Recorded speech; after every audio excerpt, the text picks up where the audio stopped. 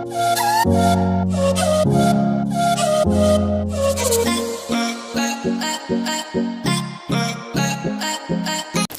اللہ الرحمن الرحیم۔ السلام علیکم دوستو، بسنت جس کا مطلب بہار کی آمد ہے اور بسنت پنجاب کا تاریخی تہوار تھا جو کہ اب ایک خونی کھیل بن چکا ہے اور ایک تاریخی تہوار بن چکا ہے۔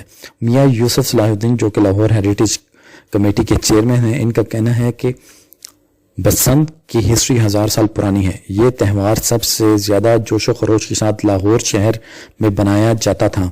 رنجیت سنگھ قلعے سے شالامار باغ بسنت منانے جاتا تھا۔ بھارت میں اسے وسنت پنچمی، سرسوتی پوجا اور شری پنچمی کہا جاتا ہے۔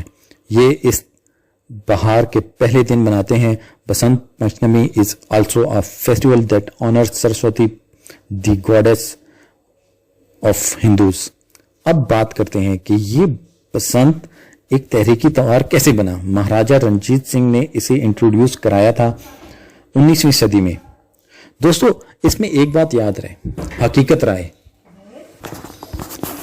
رائے جو ایک ہندو تھا اور گستاخ رسول تھا، اسے لاہور میں دفن کیا گیا اور اسی کی یاد میں 250 سال سے یہ تہوار ہندو بنا رہے تھے۔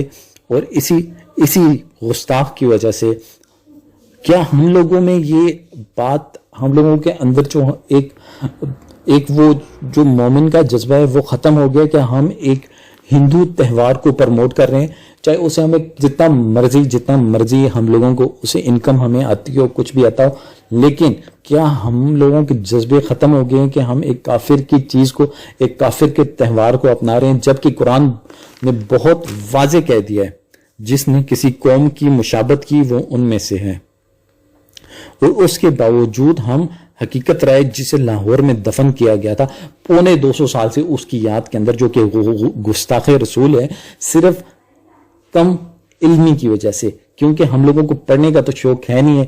اگر آپ لوگوں کو پڑھنے کا شوق نہیں ہے، خدا را سن لیا کریں، سننے کے بعد فیصلہ کریں۔ اس کے بعد جو ہم لوگوں کے 19 لوگ 2005 کے اندر جو قتل کیے گئے، میں اس کو قتل اس لیے کہوں گا کہ اس پتنگ بازی کی وجہ سے قتل کیے گئے، 1 بلین سے زیادہ ہم لوگوں کا جو ملکی خزانہ تھا اس کو نقصان پہنچا، 200 لوگ زخمی ہوئے۔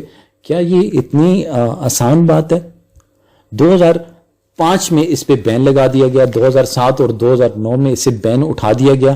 کیا صرف حکومت کا کام ہے بین لگانا؟ کیا پڑھنا آپ لوگوں کا کام نہیں ہے؟ کیا آپ کو اپنی تاریخ نہیں پتہ ہونی چاہیے؟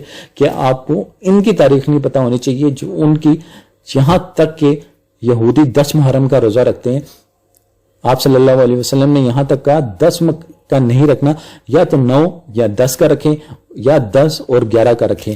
مشابہت نہیں آنے دی یہودی مذہب کی اسلام کے اندر۔ تو دوستو ہمیں اس بارے میں سوچنا چاہیے۔